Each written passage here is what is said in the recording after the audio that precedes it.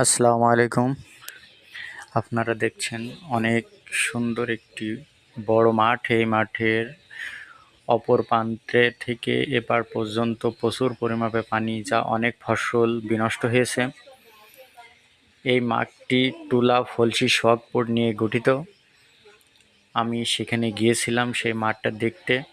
আপনারাও দেখেন, এই যে কিছু লোক দাঁড়ায় রয়েছে, আর এই হচ্ছে মাঠ। এই মাঠে এত পরিমাপে পানি হয়েছে যে সকল ফসল নষ্ট হয়ে গেছে।